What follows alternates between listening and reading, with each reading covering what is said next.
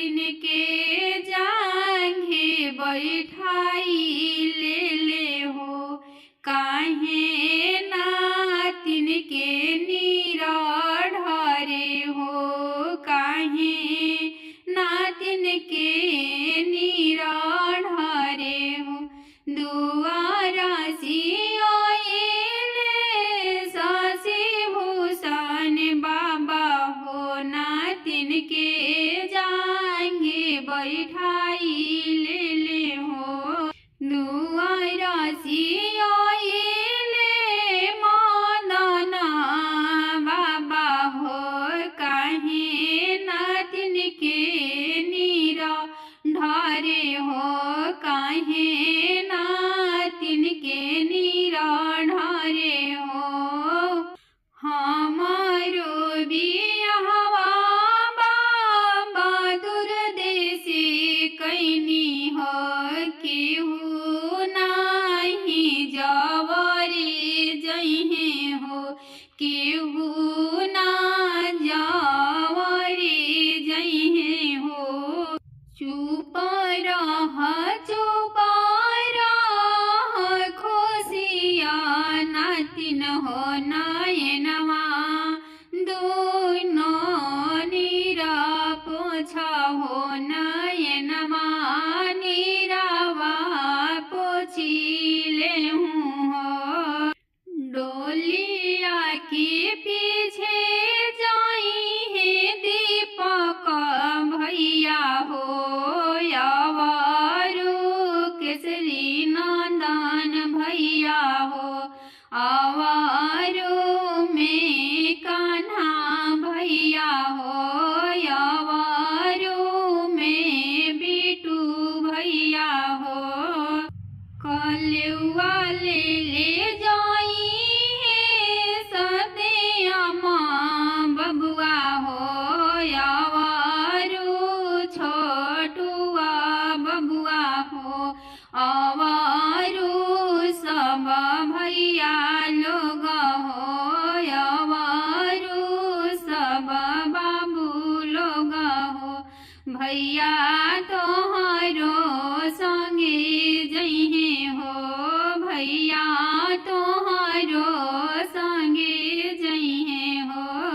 घर में से निकाले खुशिया बेटी हो, नयनवा दोनों नीरा ढारे हो, नयनवा दोनों नीरा ढारे हो।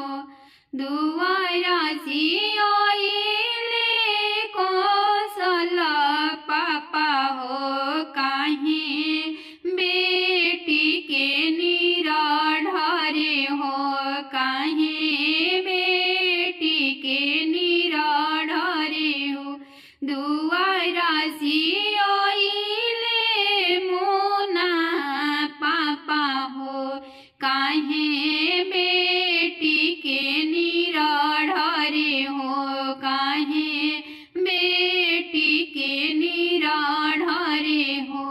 दुआरा सियोइले रंजना चाचा हो, आवारू में पिंटू चाचा हो, आवारू में संजय चाचा हो, आवारू चंदना चाचा हो, आवारू में पिंटुआ चाचा हो, आवारू में टूना चाचा हो। काहे बेटी के नीरा ढारे हो, काहे बेटी के नीरा ढारे हो। हमारो बियाहवा पापा दूरदेशी कैनी हो, केहू ना जवरे जइहे हो, केहू नाही संगे जइहे हो, केहू ना। हमारो बियाहवा फूफा दूरदेशी कैनी हो, केहू ना जा